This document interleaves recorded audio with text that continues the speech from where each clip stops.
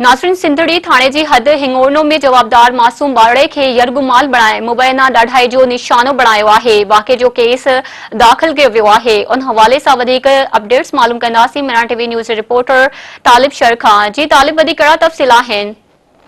जी बिल्कुल तव्हांखे ॿुधाईंदो हलां त सिंधड़ी तालुके जे गवर्नमेंट हाई स्कूल हिंगोरन जे 6हीं क्लास जो शागिर्द जेको कैलाश आहे उनखे कुझु ॾींहं अॻु जवाबदार गुलशर पारां जेको ट्यूशन ते वञी रहियो हो त रस्ते मां खंबे खणी वञी ज़्यादतीअ करे बदतैलीअ जो शिकार बणायो ऐं उन बदतैली करण खां पोइ मासूम ॿारड़ो जेको घर में वेही बि न सघंदो ऐं तकलीफ़ सबबि माइटनि सां बि ॻाल्हि न कई। हुनखे ख़ौफ़ ॾिनो वियो जेकॾहिं तो कंहिं बि क़िस्म जी ॻाल्हि कई त तोखे मारे छॾींदुसि।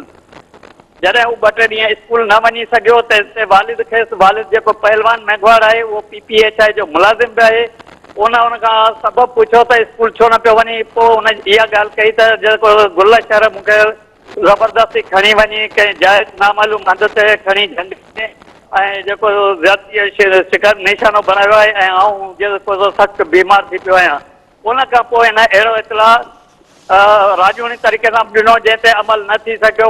गुज़िरियल राति जेको देरि सां सिंधड़ी थाणे ते FIR दाख़िल थी आहे जंहिंमें जवाबदार गुलशर जो नालो ॾिनो वियो आहे ऐं उन में जेको जवाबदार आहे उहो फरार थी वियो आहे। हिन SHO अब्दुल मजीद गुरगेल सां राब्तो कयो वियो त जवाबदार जे घरनि ते छापा आया आहिनि, लेकिन उनजी अञा ताईं गिरफ़्तारी अमल में न सघी आहे। हिन वक़्तु ज़रियनि मूजिबि इतलाह इहा आहिनि त उनजे वालिद ऐं 2 माइटनि खे एवज़ में पुलिस सिंधड़ी थाणे ते खणी आई आहे। जी ठीक है तालिब, वधीक अपडेट्स ॾियण लाइ अव्हां जी वॾी महिरबानी।